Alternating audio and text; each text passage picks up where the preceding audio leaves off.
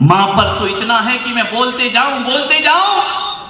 यदि आप मुझे सब्जेक्ट दे दो कि मां पर बोलिए तो 22 दिन की ज्ञान गंगा भी कम पड़ जाएगी। इतना बड़ा चरित्र मां का हुआ करता है, पूरी जिंदगी कम पड़ जाएगी मां पर बोला जाए तो। कौन कहता है कि मां बाप से रिश्ता टूटता? एक बात ध्यान रखना, तीर्थंकर जैसे महापुरुष, इनको भी जन्म लेने से पहले मां की गोद में खेलना पड़ा है मेरे भाई, ध्यान रखना। नारायण पुरुष भी, महापुरुष, अवतार पुरुष, पीर, पैगंबर, महावीर जो भी धरती पर आते हैं, कुछ मिले या ना मिले, मां की गोद में तो सबको जाना ही पड़ता है। एक बात याद रखना, एक मां ही है हमें जो जन्नत से उतार के धरती पर लाती है। मान्यवर राम को भी मां की गोद में खेलना पड़ा, कृष्ण को भी मां की गोद में खेलना पड़ा, महावीर को भी मां की गोद में खेलना पड़ा, मोहम्मद पैगंबर को भी मां की गोद में। मां की गोद को छोड़ के कैसे जीवन जियोगे? लोग कहते हैं कि भगवान जैन दर्शन कहता है कि जब तीर्थंकर मोक्ष जाते हैं तो सबसे नाता तोड़ लेते हैं, लेकिन मैं पुलक सागर ऐसा नहीं मानता। बात उल्टी है, बात कड़वी है, बात चुभेगी। तीर्थंकर सबसे नाता तोड़ सकते हैं, कर्मों से नाता तोड़ सकते हैं, संसार से नाता तोड़ सकते हैं, दुनिया से नाता तोड़ सकते हैं, लेकिन कोई भी महापुरुष ऐसा नहीं हुआ, भले वो भगवान बन जाए, लेकिन मां बाप से नाता कोई नहीं तोड़ सकता है। ध्यान रखिए, ना घर में रहकर, ना सन्यासी बनकर मां बाप का नाम कोई नहीं भुला सकता है। आज भगवान महावीर, भगवान पारसनाथ, राम, कृष्ण ये दुनिया से नाता तोड़कर चले गए, लेकिन आज भी दुनिया जब इन्हें याद करती है, ये दुनिया के भगवान क्यों ना बन जाएं, लेकिन आज भी दुनिया याद करती है तो त्रिशला नंदन वीर की और जय बोलो महावीर की। ध्यान रखिए, आज भी त्रिशला नंदन है वो, आज भी कौशल्या नंदन है वो, आज भी वो अश्वसेन के राज दुलारे बामा माता की आंखों के मां बाप हमारी पहचान है, हमारा इतिहास है। एक बात बताओ, जायज औलाद कौन है? जिसके मां बाप का नाम हुआ करता है। और नाजायज औलाद कौन होती है? जिसके माता पिता का नाम, माता पिता ने हमें वंश दिया है, माता पिता ने हमें सम्मान दिया है। और एक बात याद रखिए, यदि माता पिता बचपन में छोड़ देते तो तुम्हें कोई जायज औलाद नहीं कहता मेरे भाई, नाजायज औलाद हो जाते तुम। एक माँ बाप ने अपना चरित्र संभाला है जिंदगी भर, तब तुम आज इज्जत की जिंदगी जी पा रहे हो। ध्यान रखिए, माँ बाप ने अपने अरमानों का गला घोंटा है।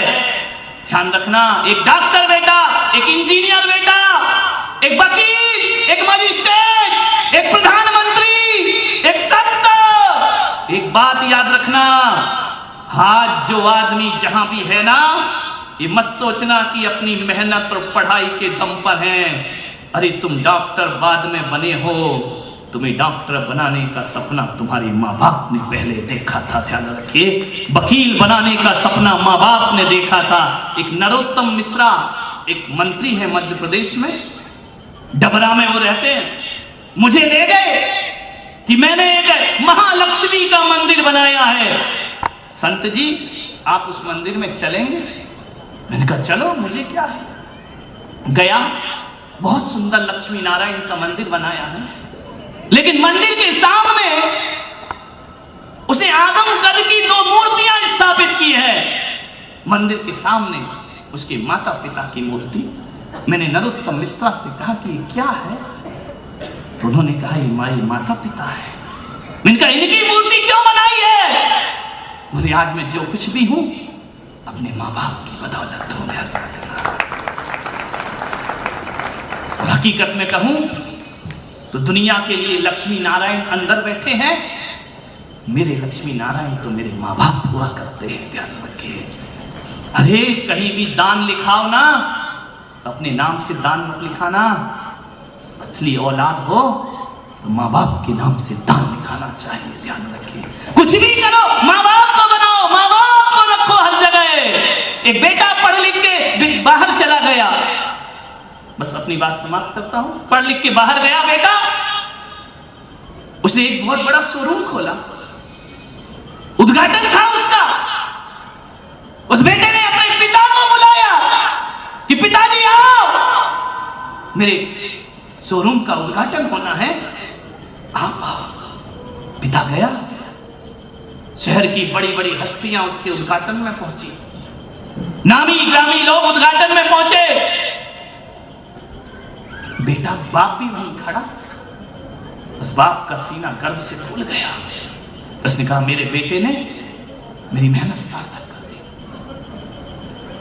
उसने बेटे से पूछा कार्यक्रम के बाद कि बच्चे, ये तो बता, दुनिया में सबसे ज्यादा ताकतवर कौन है?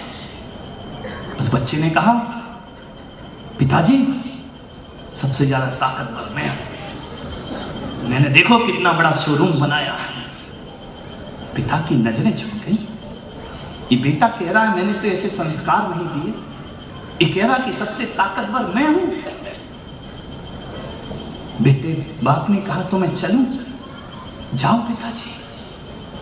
फिर लौट के आया बाप, उसका बेटा एक बात सच बता, दुनिया में सबसे ज्यादा ताकतवर कौन है?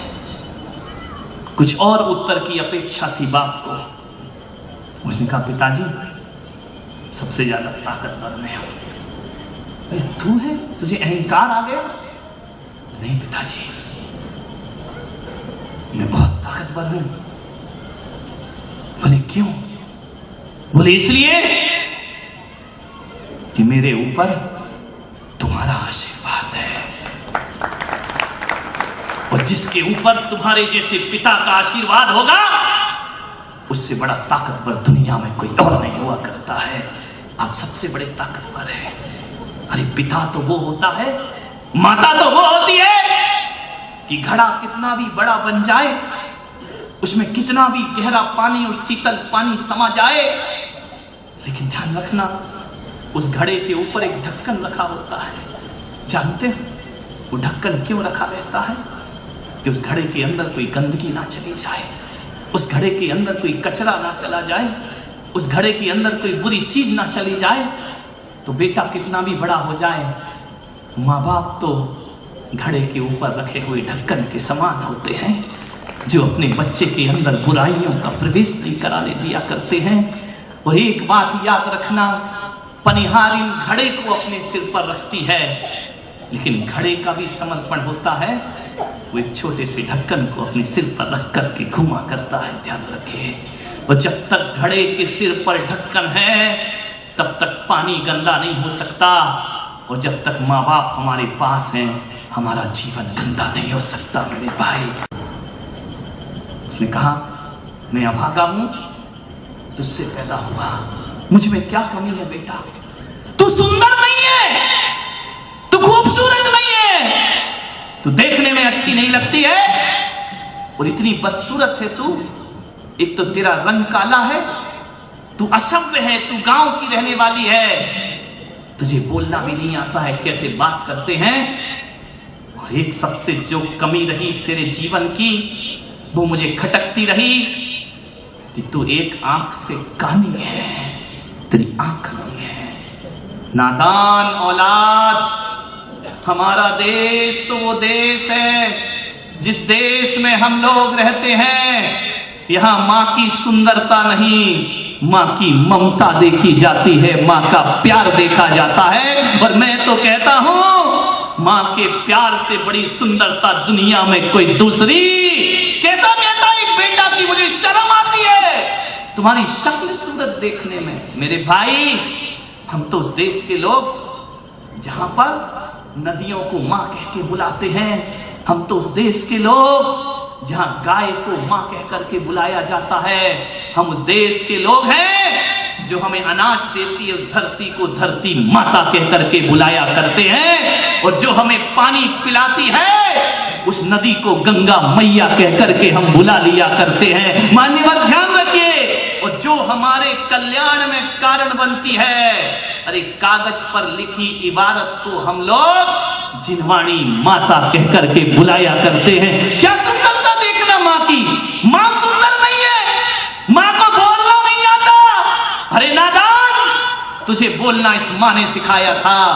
अरे जब बच्चा बड़ा होकर माँ को चुप करता है ना, तो ऐसा लगता है इसकी जुबान गल के गिर जाना चाहिए।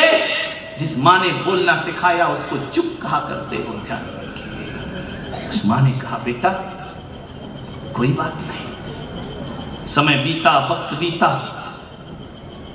आज ये हालात है घरों में। एक लड़का ऑफिस से आता है, दफ्तर से आता है, दुकान से आता है, सीधा आता है अपने कमरे में चला जाता है, टीवी देखने बैठ जाता है। आज घर में सब कुछ दिखता है।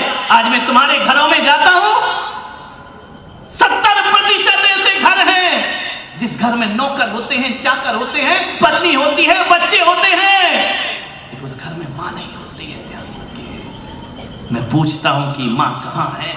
एक आदमी के घर में आहार करने को गया, क्या देखा मैंने?